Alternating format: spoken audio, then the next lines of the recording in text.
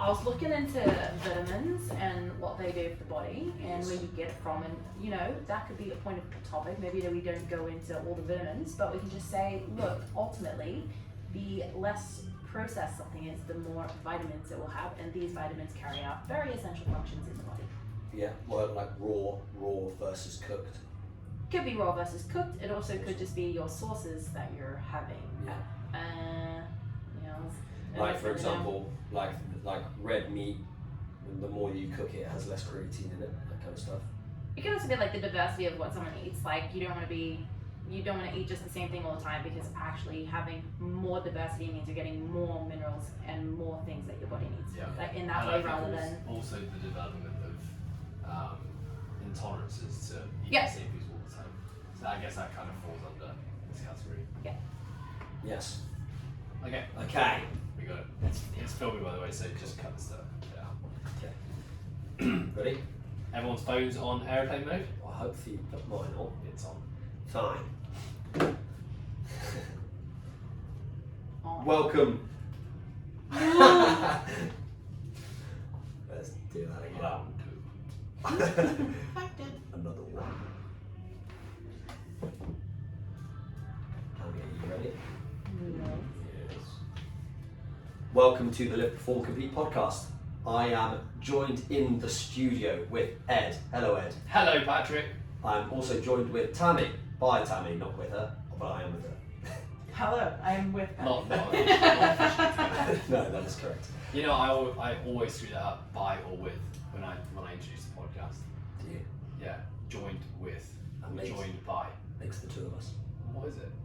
Joined by. Joined by. Sounds wrong. I am with, or I am joined by, I would feel. That sounds about right. Sounds right. Mum, am I right? Leave us your thoughts in the comments. Have you guys had a good day today? Yeah, I've had a pretty good day. What have you done, Tammy? Well, the reason it's been so great is I actually had a cell box rib yesterday, and I thought my life. That sounds so awesome. Yesterday, Shocking. it was yesterday, and I genuinely was in the most pain that I think I've ever been in my life. Yeah, you were in the office Yeah. tearing up. Yeah, I was trying to take my shirt off and crying because it hurt so bad. And then, That's why I just don't put shirts on. yeah, that's it. Keep your shirts off. That's more of the story. But yeah, woke up today and I can finally move again. So it feels great to feel good. That's awesome, Dan. Yeah. And how's your day been? My actual day's been pretty good. It's been a little bit stressful, I'm not gonna lie. So the question I asked, that was good. I just want to tell everyone. Okay, fine. My day's been okay. It's a little bit stressful. You know, COVID makes traveling a little bit hard, and I've got some complications that have arisen. But What have you got going on? Tell us. so I have an athlete of mine that I program for. She will be competing in Germany in a sport called High Rocks. She got a wild card invite, and it's her first, I guess, big debut with the big names that do the sport. And I want to go and support her. I think it's an invaluable opportunity as a coach to, you know, build client rapport and meet her for the first time, but also to experience what it's like, you know, being there for an athlete of that caliber. So I'm super excited about it. So cool. But of course, we live in a place that is quite strict with rules of coming back, and they just extended the period of stay, and my hotel has gotten back to me and said that they can no longer facilitate my stay unless I move it further back. So yeah, just trying to find some places and some options, and I've just been on the phone quite a lot calling hotels. Obstacle is the way. That is it. I think an important disclaimer, just so the rest, not all of your clients from now on expect you to turn up to their competitions. You have, you know, your athlete, you know, she's done amazingly well, done really well since you guys have been working together as well. You know, her sponsor actually able to fly you out and be a part of that trip, which I think is awesome. Huge. Yeah, I just wanted because I had an amazing experience last year with one of my clients who did ultramarathon in France. Oh, I had the opportunity to go with him, and you know, I've been doing his S&C programming for probably 4 years, but had never actually been a part of an endurance event on that scale. It was, you know, one of the biggest ones in the world in Chamonix. Yeah. And it was such an amazing experience. I got such a newfound appreciation for those athletes, but just in terms of the scale of the events as well. Like, these guys and girls are running through 3 different countries, you know, over like a 5-day period non-stop, and it's just crazy. So I think you're gonna have a great time. And I think like as a coach, those lessons, even if it's it's an anomaly to the athletes that you typically work with, you learn so much as a coach in terms of your role and how you can help people. I think I'm all for it. All for experiences. That's it. us, huh? How about you guys? How were your days? I've had a great day. So I started, the last couple of Thursdays I've been going down to this place called the VRC. Not the which VCR? is not the VCR, which Tammy asked me this morning. How's the VCR? It's on there. It's out of date now. It's not even DVDs yet, Patrick. These are gone as well these days. So yeah, it's cool. It's just kind of there's like no frills. It's got a coffee shop and it's on the water. So I do a few hours of programming out there, and then we had a board meeting which we did on Zoom. So I did it out there as well. I was able to get in the water for 40 minutes, had a look at the paddle board. So Sounds good. epic morning. Then been in the gym since then. What have we been doing? Board meeting. We had a meeting about this, the podcast, talking about the future of the podcast and what we want to do with it and how we can improve it. So we got some really, really cool things in the pipeline. Yeah, so I'm stoked. keep your ears and eyes peeled. Yeah. Oh. It's only going to get better. Yeah. And then I had a call with our affiliates, so all the gyms that are part of the process programming who follow our programs and incorporate our business systems. We have a call every Thursday. Yeah. Just got off that call. We've currently got the hybrid group downstairs who are basically testing out some fitness tests that I've been a part of in this really cool, like, find the fittest male and female and team in Hong Kong, and they're testing the workouts at the moment, so keep an eye on them. And here I am with you guys. Perfect. What about you, Patrick? I've had a fantastic day as well so far. I had a good old, average sleep actually. Went for my weekly swim with Anthony down at Repulse. The weather was lush. Swam 1.7k in far. total. That's which is good. Just slowly building the volume. Not that 18-minute increase that you ripped me about in the last podcast. Not sorry about it. And then we went for some brekkie, and then got my admin stuff done for the day, and then here we are. Anyway, We digress. Well, it's nice to just ease into it. This is the foreplay, guys. Today's podcast, we're going to continue on with our nutrition series. You like that, do you? Yeah. So this is part 3. Hands like your pockets, are you? Part 3, guys. So if you have not yet listened to part 1 and part 2, you must do so. Part 1 we talked about, we're going off the nutrition period. It's on the brain. Speaking of which, we had a great PD session yesterday talking about the menstrual cycle, which is probably why it's saying period. And we were literally just talking about periods about 10 minutes ago as well. So periods on the brain. Anyway, the nutrition pyramid. Yeah. The foundation layer, energy balance, part 1 of our podcast. Calories in versus calories out. Exactly. Part 2 was our macronutrients, our proteins, carbs and fats, which you can also find if you just scroll down on Apple, Spotify, or the major platforms, on YouTube as well. And this is part 3. Today we're going to be talking about micronutrients, or what we are going to deem the title as food quality. Yeah.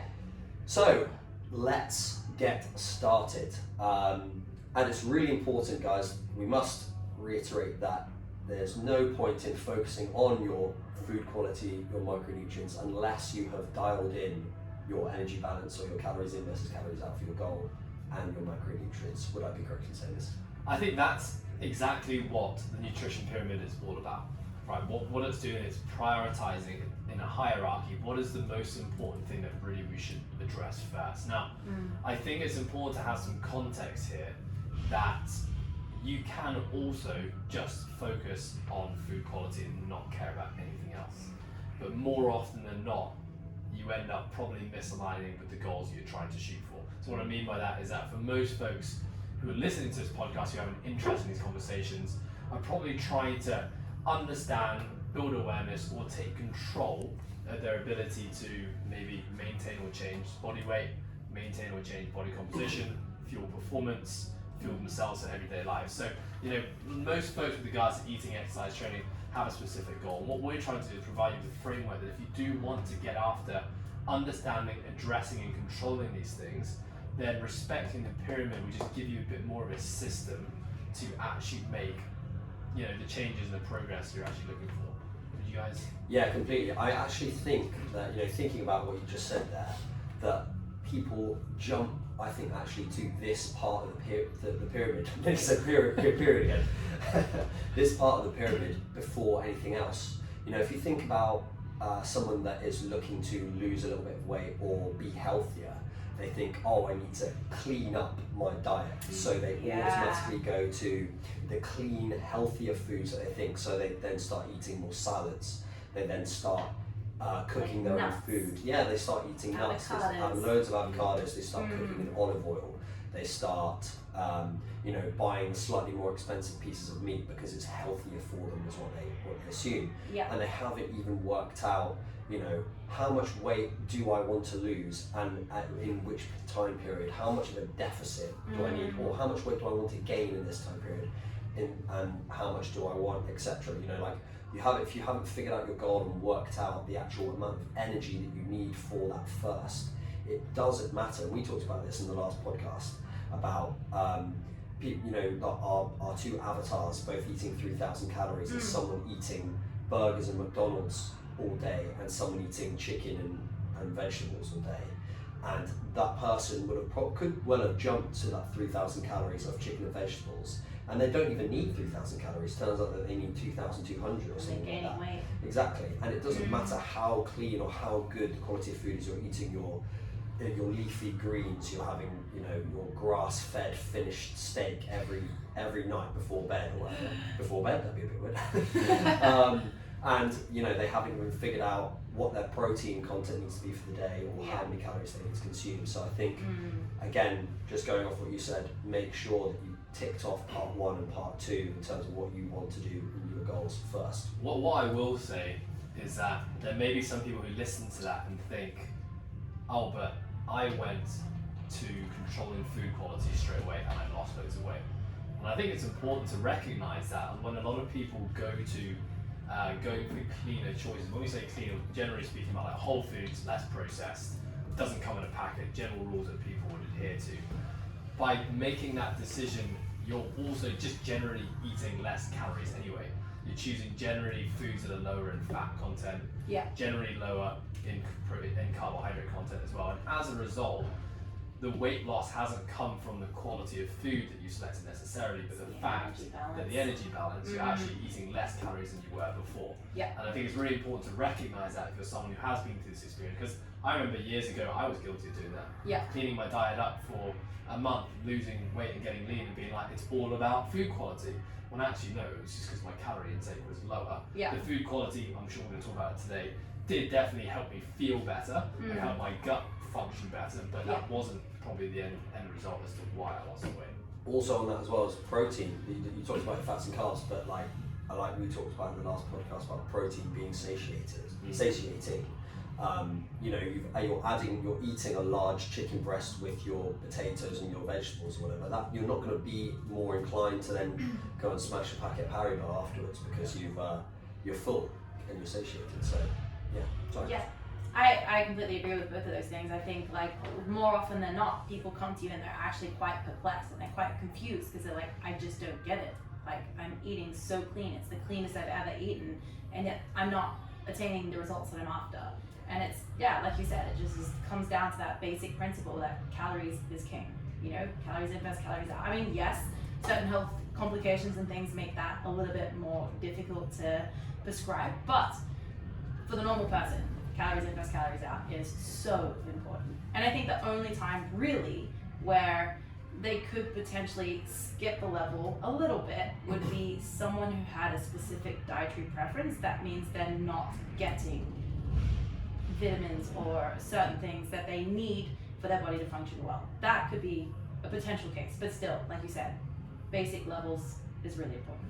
Yeah, I think that not necessarily a lot of misinformation, but there's a lot of information out there and people get a paralysis by analysis, or they just have, there's so much going on, and they read a Men's Health article that says boost your immune system by 43% by eating courgettes. And you're like, great, courgettes every day for breakfast. And they haven't even worked out how many calories they need to eat. So we'll talk about this until we're blue in the face, but focus on part 1 and then part 2, build from the bottom of the pyramid up and then go from there. Yeah. Let's talk about personal experiences because, disclaimer, we are not, well, I mean, Tam, you've done probably more nutrition qualifications than I definitely have. I mean, I've just done. None of us are nutritionists. Exactly. Put it simply. I didn't want to.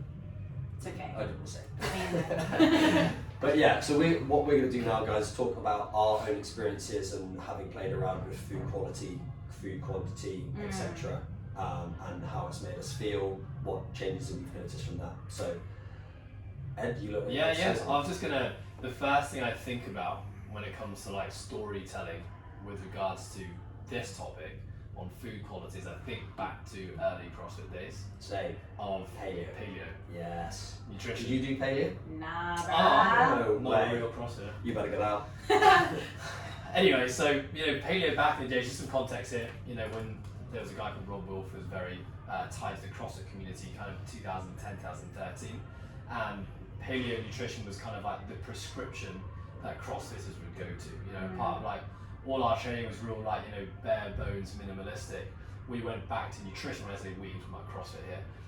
Even the nutrition went minimalistic and it went back to kind of caveman paleolithic times where we were basically thinking about what would hunter-gatherers do. Yeah. And really good thing about paleo style nutrition is that it is pretty clean. It is pretty good sources of food quality, like pretty much Very good. yeah, minimizing processed food, minimal sugars, nothing in packets. And so I think what the prescription of paleo made generally most folks in the CrossFit space eat really good quality foods. We also all massively undereat because we basically Shredded to the bone. we cut out all our calories. We were training multiple times a day, really high intensity training, Yeah. and because we went to natural whole foods, just weren't getting enough calories in. And I think that was like the first start of like chronic systemic stress from training. People were just so inflamed from really hard training, plus really hard jobs and careers, and then underfueling their bodies, and that's where we're running into all the issues. And like I think certainly myself and yourself, Paddy, have been fallen victim to the consequences of that. Tam probably not so much. But when I think back to those times, I think again, well, what are the changes? I bought into paleo lifestyle. Yeah. 5 days a week. Nice. So you didn't buy basically, into it. Monday to Friday. Monday to Friday, we basically full paleo. Yeah. But you Kind went of full paleo my because you prescription didn't of take paleo. you didn't take dairy out, so You're you lying. ate. You're not. No, I did take dairy out Monday to Friday, What? but I didn't eat carbohydrates. I was scared of potatoes and rice. So what would happen was But rice basically isn't paleo, is it? rice is paleo. Is it? I think they kind of have grains, right? Oh, potatoes. Potatoes. Well, anyway, I wasn't Yeah. eating potato. I was just eating vegetable protein.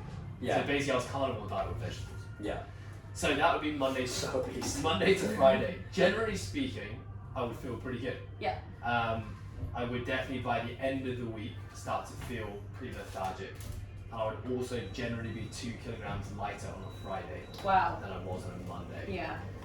Partly because on the weekend I would generally drink a fair bit of alcohol on a Saturday. Yeah. And then I would have a 24-hour, or it's actually 12-hour, myself and Anne did this together for about 2 years, cheat window, where basically you did everything you ate was as un-paleo as possible. Like everything basically had to come out of the packet Yeah. and was as highly processed as possible. Good. So what I actually learned through that phase was that I would literally finish that Sunday like hungover from my food intake Wow. Yeah. in that 12-hour period. I would have like a very disgruntled gut, like so digestive system would be all over the place. Yeah. I would sometimes have the shits, I'd sometimes have the runs. I felt bloated, like, and I looked bloated. Like the stark difference in how I looked on a Friday versus how I looked on a Monday just because of that one day. And I generally just felt foggy, thirsty, slept really poor. Yeah. And that was the first time I started to really question the importance of like actual ingredient quality. Yeah. Now a lot of that as well, there was definitely a surplus in calories, so it's hard to know, exactly what it was contributing, but I've also gone through other phases of my life where calories have gone up and gone down. But I really started to acknowledge the impact of eating processed foods and how that would make me feel.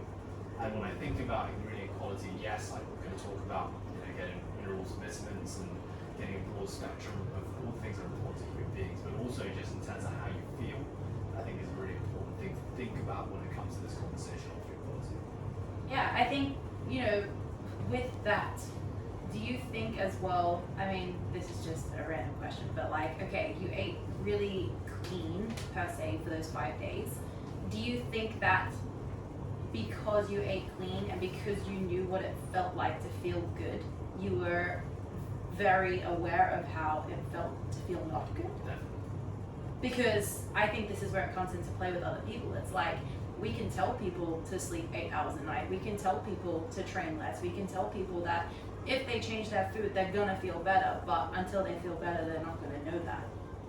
Nail, Totally. head, tummy. Totally. Yeah, I think just go off a bit of tangent. Like for example, the sleep. Yeah. I notice a massive difference if I sleep 6 to 7 hours, and if I sleep 7 to 8 hours. Absolutely. And like a really tangible difference. And there are people members that we in the gym that I talk to very regularly that are consistently getting 6 hours sleep. I'm like, how are you functioning? And they're like, I feel great. And they honestly don't know the difference. And it's the same with the food quality. If you haven't gone through that period of life where you've tried to prioritize getting in more fruits and vegetables, and you've tried to increase the quality of your nutrition, you don't know what it's like if you've cut out alcohol for a month, if you've cut out caffeine from your diet for a month, those kind of things. I'm not saying that those are that bad, but just by experimenting with the food quality for an extended period of time, you're going to understand just anecdotally what it feels like, the difference between better or worse potentially. Yeah. The human body is just such an amazing adaptation So machine. adaptive. Whatever you give it on a consistent basis, it's gonna make that the norm. Well, it has to, It right? has to. It doesn't have a choice because it has to survive and it has to do the things that you want to do on a daily basis. But I totally agree with that, Tammy. Like, you need to actually have these resets, all of us in all these different facets of life, to re-establish what good and baseline actually is. And then, to document and remember those times that when you fall, because I still fall victim to it. I'll get into a cycle where maybe sleep, like you talked about, Paddy, and actually just recently, for the last 3-4 weeks, I went from always getting 9 hours to then being in bed for 8 hours and sometimes getting 7 hours. And you start to think, kind of 3 weeks in, you're like, actually, maybe I didn't need 9 hours. I feel pretty good on 7. Maybe this is actually my new norm. And it wasn't until the last week when I started to say, no, I'm going to dial back in and get all those sleep habits and routines back in. And now it's just been a massive wake-up call, like, okay, you function optimally at 9 hours. So remember this and stick with it. Yeah, I think from my personal experience, going off of what I've done in terms of food quality, like you said with the paleo stuff, I went pretty extreme as well. Like I actually just didn't eat white potato because the recommendation for paleo, or the cross of paleo, is meat, fish, fruit, vegetables, little starch, nuts and seeds, little starch, no sugar. So I went on that hard, like you said, for about 5 weeks, and then Wednesday night comes around. I was at uni at the time, so I was going to Lidl, smashing my weekly food shop, cost me about 80 quid, with my high quality walnuts and everything. Had a good time eating. And then you go out on Wednesday night on the beers, and then you feel terrible the next day, and then you clean up your diet again, and then you go back to smashing the Burger King on a Saturday night or something like that. You just flip-flop between that feeling of feeling really good and then feeling really rough. But it would be interesting to see how I would have felt if I'd have understood my calories at that point. Like you talked about, chronically under-eating, probably like over 1,000 calories consistently every single day. I remember writing, going off a tangent in terms of CrossFit volume. I remember I had a notepad, like an A5 notepad, and I'd write down everything I did. And if my training within a day didn't fill up a page, I would add workouts until I filled up the page. I literally would just think, I need to fill up this page full of exercises and wants. Yeah. And if I haven't, I haven't trained hard enough, I'm not going to the games. and then I go. How'd that go for you? So well. And then go home, and I'm instead of having sweet potato mash, I would have root veg mash. So even less calories. So it'd be like carrots, cabbage, and swede, mashed up, so it's probably about 100 calories for like.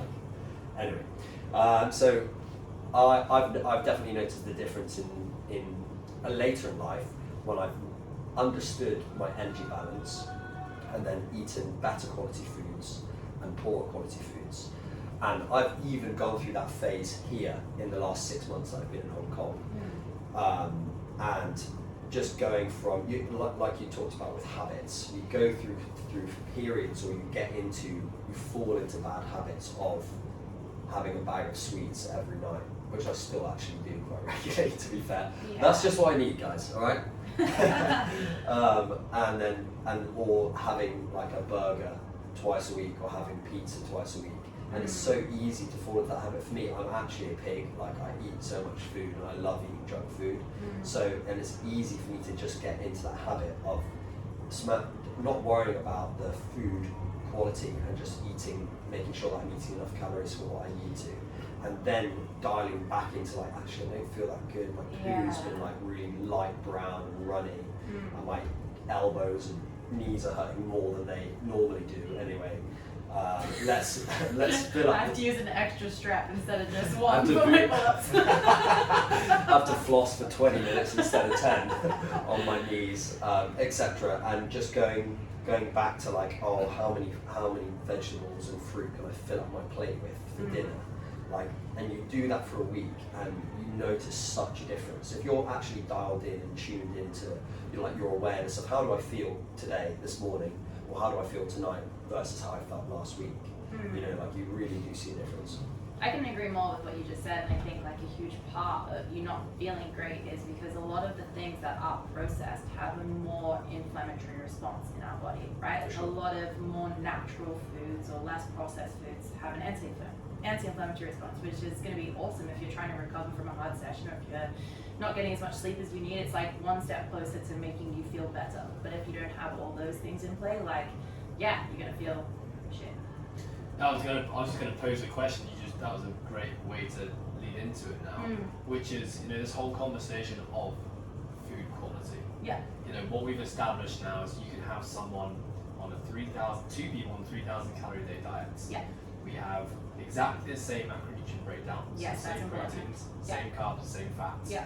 Now one person is getting their 3,000 calories through McDonald's. Yeah. Or a fast food chain like McDonald's, and the other person is getting their 3,000 calories through home cooked meals of whole foods. Deja vu right now. Someone's already talked about this, eh? So, you took notes. But now, what is the difference? Like, what we talked about some of the differences. Now, Tammi, you just talked about inflammation, inflammatory and pro-inflammatory foods. We talked about you feel it in your joints. Yeah. We talked about digestive system. And generally speaking, more processed foods tend to wreak havoc on the digestive system. Yeah. And what are the implications of that? I think the question is, why is this important? Why do people need to think about this? Is it important? I think it is super, super important. And it depends who you are. Like, if you're someone like me who has gut health issues, having things that are less processed is always much better for me because I know what I'm putting in.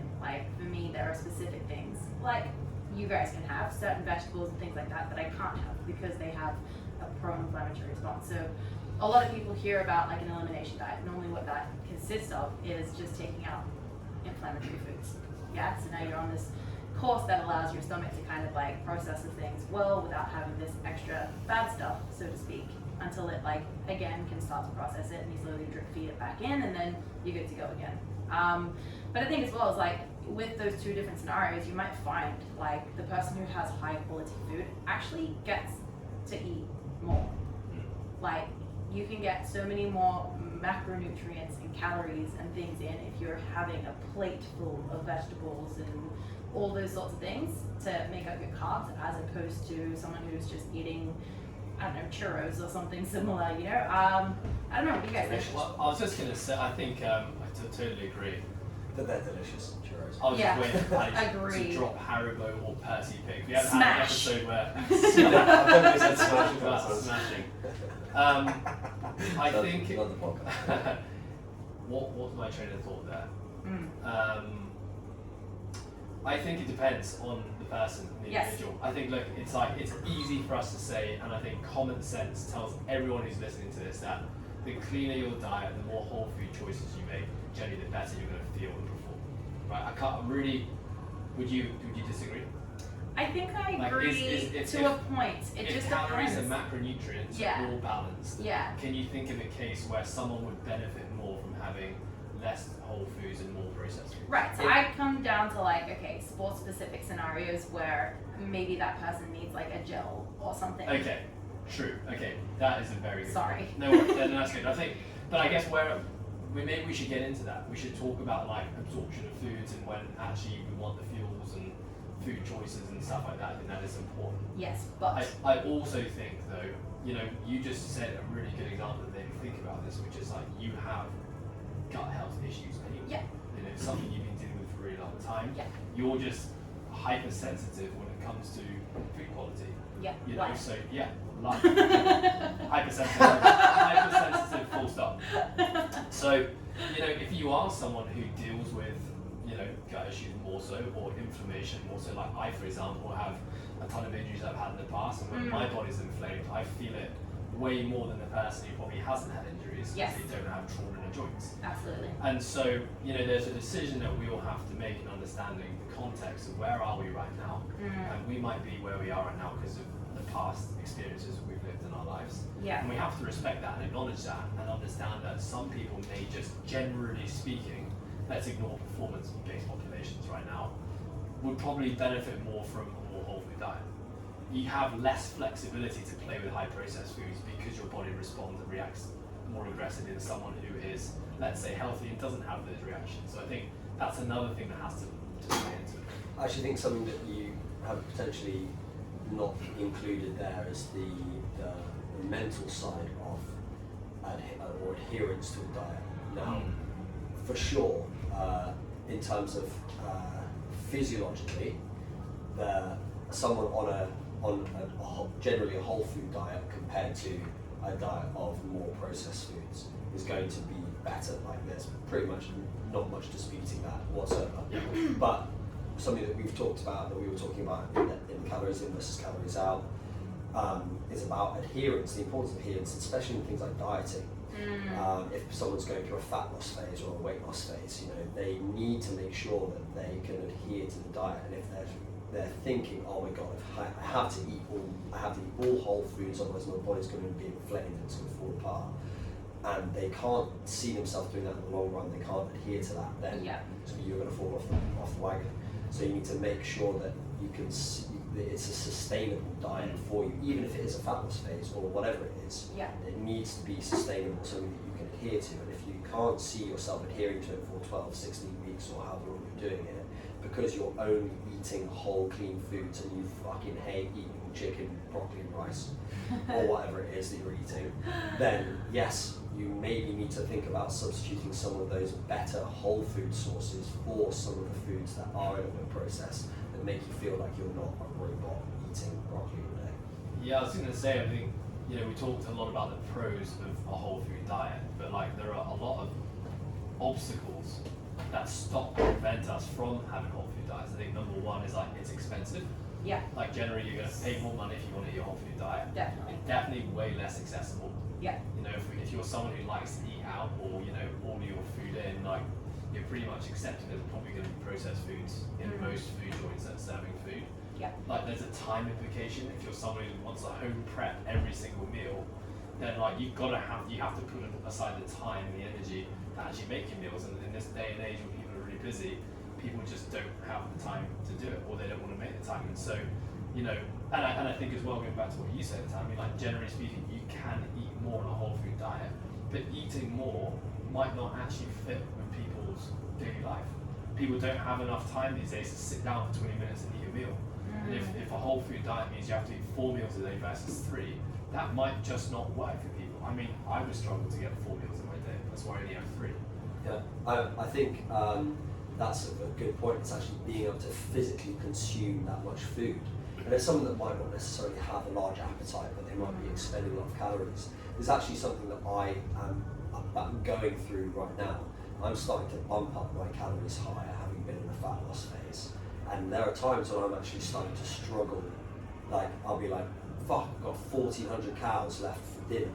like 1,400 calories of Yeah, whole food. boy. That is like, and I don't actually, I'll get home, I'll be hungry, but I'm not going to be like, I can smash 1,400 grams, said smash, sorry. I'm going to eat There it is. 1,400 calories of Haribo. potatoes and chicken breast and all the vegetables I can fit on my plate. That's so much food. It is. That's, you know, that's a lot to get through, and with someone with a big appetite Yeah. as well. So you need to think about how, other than manipulating, maybe you would automatically jump to add in more fat. Yeah.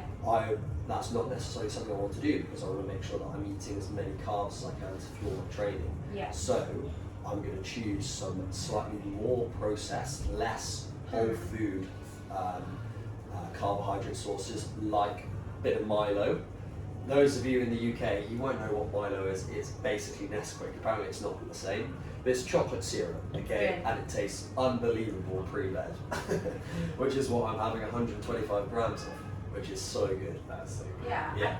I think, to go on what you've been saying as well, this always comes down to the principle of what is someone's goal. Because there aren't people that are lucky enough to always have that many calories. Like in that situation, yes, you have extra calories to spend, and it probably isn't so sustainable to try and make it out of whole foods. But when you have someone who actually is in pretty big deficit, and what they're having, it kind of needs to be from things that are more whole to keep them full for longer. You know, their options might be a little bit more limited than that other person in those cases, right? So something I think we didn't really speak about too much last time, but it was like, okay, if you look at like a carbohydrate, we can have a look at the GI index, right? The glycemic, is that what it is? Glycemic index? Yeah. So we know that, you know, certain carbs are processed faster and give us energy faster, and certain carbs are processed slower and give us energy slower.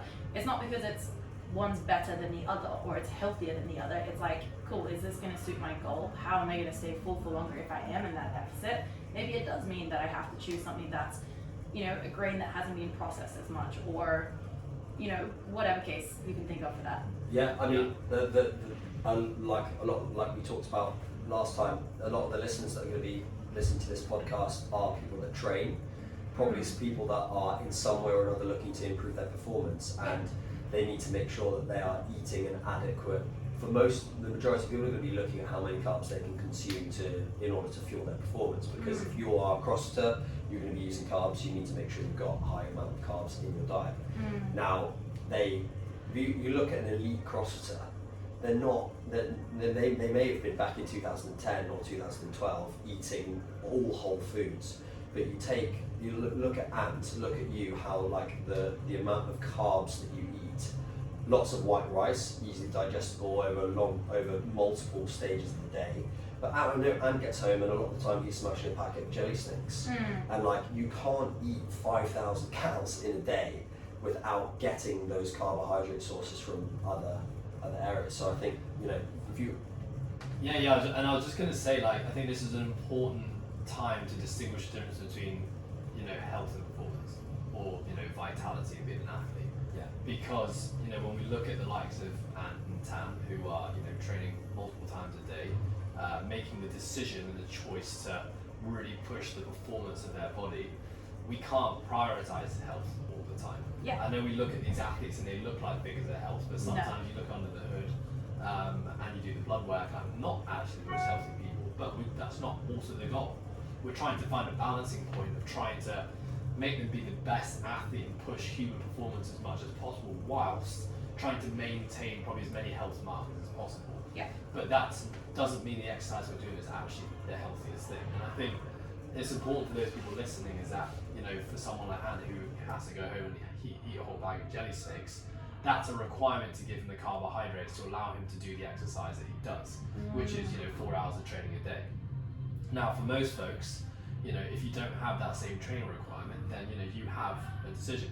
You have more choices to make, whether, you know, if you have the time and the energy to eat a more wholesome meal with whole foods, then I would generally say I'd advise for it, for sure. So I think it's, you know, it's just really important to understand. And it's also important to understand that when you're working with athletes, like, let's say Tammy and Anne, like, they are just generally resilient people. Yeah. That's why you guys are athletes, and you're really good at what you do. And sometimes, when you're working with the resilient folks of the world, like the rules just don't apply sometimes. And sometimes you can have people smashing a whole bag of jelly snakes, training 4 hours a day, sleeping 7 hours a night, and still have perfect blood markers. Yep. And still be perfect figures of health. So I think just, an asterisk on that one. Yeah, sure. I'd like to talk about where some people can go wrong with their food quality. I think a lot of times people jump on the supplementation bandwagon, and this is something that we will get onto in the highest part of the pyramid as we go, being the least important of all of those other layers, but where a lot of people jump to is supplementation of vitamins, minerals, etc. Now, what can people do, or have you got any advice or any experience yourself of what you've done in the past instead of jumping on the supplementation bandwagon? Yeah, so something I did, I actually had a food intolerance test done a while ago, just out of pure interest. I think it was called ALCAT, or basically a food sensitivity test. They take a blood sample and they basically do a test to see which foods you have tolerances or intolerance to. But I also had a full vitamin profile done, so it told me where I was deficient, where I was supplementing too much. Guess which of all the vitamins I was supplementing too much with? I know the answer. Vitamin D, Yeah. too much D in the body. So basically, I had one of those tests done. So I realise what you just said. Too much D in the body. it was deliberate. You said it so deadpan, it's like, it felt like you didn't realise it. You weren't going. There were some listeners at home who were pissing themselves right now. So by doing something like that, you take the guesswork out of it, and I think that's an important thing to talk about, because we all get told taking